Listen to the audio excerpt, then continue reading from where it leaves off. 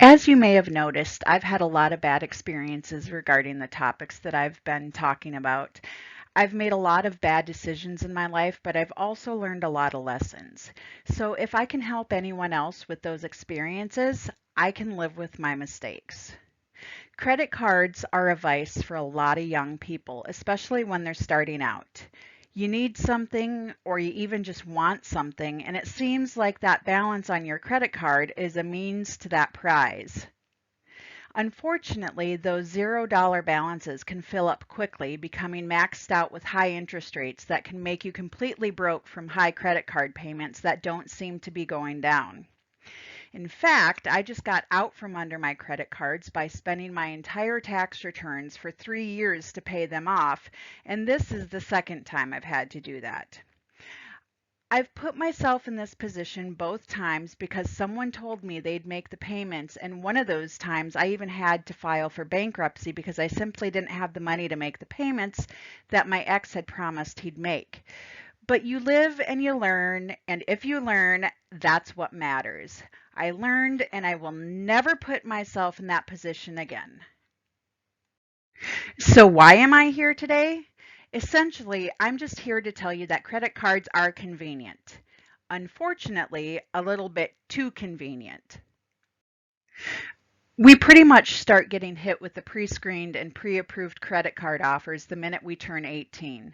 So where do they all come from? Most of the time, they're based on information that the credit bureaus give the creditors, but sometimes they buy your name from marketing databases. While pre-screened offers don't hurt your credit rating as long as you don't submit the applications, the amount of garbage that lands in your mailbox can be daunting and even dangerous. In addition, the temptation from all this credit they're trying to throw at us is unreal. Credit cards can be good and they can help you, but they can also be very bad and hurt you. Bad decisions can hurt your credit rating, and some can impact your credit score for up to 7 years. That means no loans for cars, no loans for a house, or any other big ticket items. Credit cards can be good and they can be bad. They're not completely bad and they're not completely good. For example, some of the good aspects of credit cards are they can help you build your credit score so you can get loans or other credit when you need it. They can come in handy when there's an emergency and you may not have the cash you need. Also, some credit cards have cash back and other rewards. On the other side of things, there are some bad things about credit cards. First, it's easy to buy something you normally wouldn't because you can pay for it over time. Second, credit card offers can open you up to fraud. And lastly, if you don't use the credit, you can keep applying for cards and end up with a whole lot of unnecessary credit being extended to you. I'll tell you that's why that's a problem. We've been through the good, we've been through the bad, and now for the ugly. I'm going to tell you a story about Karen. Now, the only reason that I'm using the name Karen is because she's already got a stigma attached to her name anyway. Karen is a promising young engineer who has a great job, an awesome family, and the best of everything. Karen heard that the more credit you have extended to you that you don't use, the more it shows that you're responsible for your credit. One day, Karen goes to work and finds out that she lost her job. With no money coming in and bills still coming in, Karen decides to use those credit cards to pay bills, buy groceries, and in 6 months, when she still doesn't have a job, to take her family on a trip to try and reduce everyone's stress a bit. Pretty soon, all the credit cards are maxed out, and not only does Karen not have money for the essentials, but she now owes the credit card company thousands of dollars, causing her to have to file for bankruptcy. Even after she gets a job and goes back to work, that hit on her credit score will stay there for 7 to 10 years, depending on the chapter of bankruptcy she filed. This means no new credit till that mark is gone. Not only does it mean no home, no car loans, but it also means they probably wouldn't extend her credit at the vet, the clinic, or a hospital either. So what happens if a pet or family member gets sick and needs surgery? Not only can we make credit cards dangerous for ourselves, but others can make them dangerous for us as well. It's easy enough to delete pre-approved offers that land in our inbox, but when you receive these offers in the mail, you need to be extremely careful what you do with them. If they fall into the wrong hands, people can use them to commit identity fraud.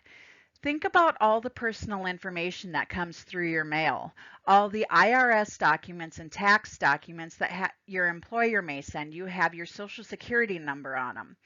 All a criminal needs is your social security number and a credit card application, and it's open season for your identity theft.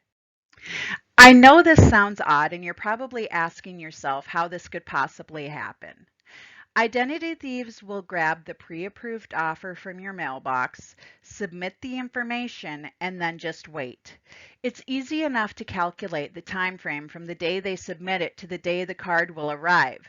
So all they need is a little patience and they've got themselves a new credit card. Since the address is still yours, there likely won't be any red flags prompting the credit card company to contact you as long as there aren't any ridiculously huge purchases.